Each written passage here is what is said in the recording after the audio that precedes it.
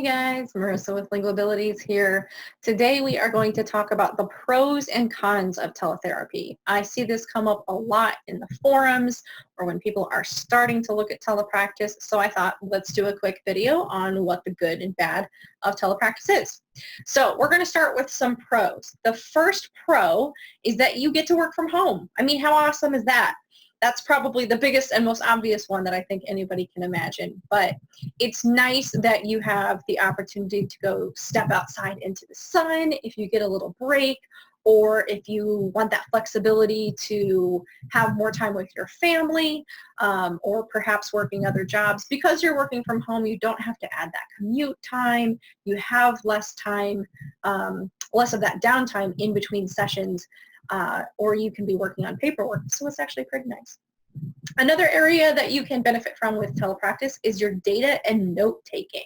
A lot of people have moved their data collection to an online source. Some people will use Google Forms to just check what's going through. But at the very least, because you have your computer right in front of you, you can do your treatment notes immediately after a session and it's done. You don't have to wait until you've done, 15 kids in a row and you've just used a paper thing and then transfer it over. You should be able to just write it down immediately after. Even if you are just taking tally marks, you can transfer that pretty quickly. Leading into that then, another pro is that you have organized and searchable materials.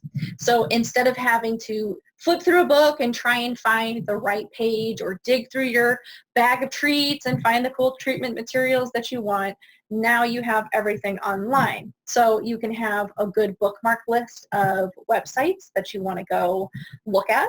You can also organize things, if you have digital files like PDFs, or software, you can have that really organized well by like articulation or autism or hearing or whatever categories you want to give it, so that okay, this client is working on WH questions, let's go to that folder and pull something out.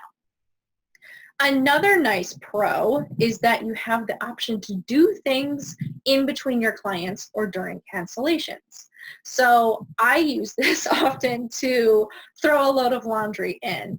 And keep on top of a few chores. If I have, a little bit of downtime and I'm done with my paperwork, I can go do things with my family or my dogs. That's really nice. You can also save a ton of money by not eating out, because most likely you're going to be eating something from your own pantry or fridge. I am the queen of leftovers when it comes to working teletherapy, so it's a good use of our food. Finally, I think one of the biggest pros for teletherapy is the work-life balance. There definitely is more flexible scheduling. You work directly with the schools or the families or your clients to make sure that you've got the schedule that works for both of you, rather than having to worry about, oh, this kid's in this class or this person's in this hospital bed, when can I see them? It's much more streamlined because we don't have so many places to run. And then you can take on as many clients as you want typically. So if you're looking to make more money, take on more clients. It's pretty flexible in that way. So those are the pros that I think of usually. Let's talk about some of the cons. The first con that I talk about is collaboration. It's sometimes really hard to make sure that we're on the same page as everybody involved, especially if it's a school contract and we're talking with the gen ed teacher and the special ed teacher and other related service providers, or if it's assessment time and we've got psych and everybody else involved too, then we want to make sure that we're collaborating with them appropriately. And this is when it comes down to being really good at your online communication. We've seen studies where I think it's 80 to 90% of communication is nonverbal. So already we're missing a huge chunk of it through the phone. But if we go to email, then suddenly we don't have tone of voice, we don't have phrasing, we don't have the pausing, any of that that's going to give us a little more insight into if somebody's being personable or not. So those are crucial skills. Another con is that push-in services are difficult. So if you're working in the schools and you want to try and be least restrictive as possible, it's not always the case that we can do a push-in model. Now, part of this is because some kids are going to be in a home-based program, so they're already not in a typical classroom. Other kids may be in a brick and mortar, but because you are the computer head, they come to you typically in the resource room and see you. Now, that's not to say you can't. I have definitely known people who have taken a big screen or TV into a classroom and they've done a big group activity. So it's definitely possible, but it's not usually the norm. Another area that is difficult for telepractice is flexibility for where that service is delivered. So this is kind of related to that push-in. But let's say that you have a client that's just really tired, not feeling sitting at the computer, and you want to continue therapy. You know you can get more out of them, but you don't have that flexibility to go walk in the park and do your therapy there. Or maybe we're going to go to the grocery store and do a functional activity. That's a little bit harder. Now, theoretically, you could go mobile with your client if they're on the phone or have an iPad with them, but we have to think about, one, the connection concerns with that, if it's going to be a stable connection, and two, privacy. If someone's doing speech therapy walking through the grocery store and your face is right there, that's not HIPAA compliant. So think about that.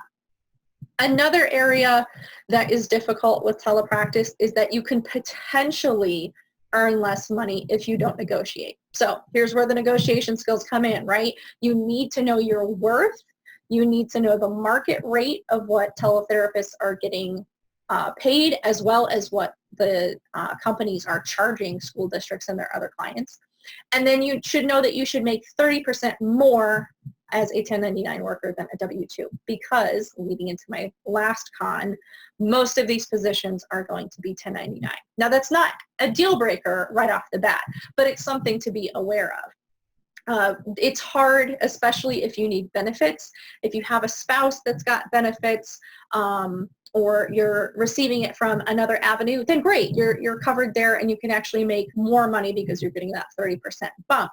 However, if you don't, you may have to look into some options like when you go on the marketplace, you know, they can be pretty expensive. I would suggest looking for one that has a lower premium, higher deductible, and actually saving the money towards that deductible so that you're not paying a ton of money each month for the premium. And you can evaluate for your family and decide what's right too. Another option that I've seen a lot of people in telepractice do is a health share. These are typically religiously based organizations, but not all of them say that you have to follow a certain faith. But they work a little bit differently than typical insurance, where you pay into it and then you end up covering other people when they need it, and they cover you when you need it. And it seems to work really well. It's nice that it's kind of a little community there. So we talked a lot of pros and cons about telepractice today. I would love to hear what you've noticed in telepractice. Are there pros or cons that I missed?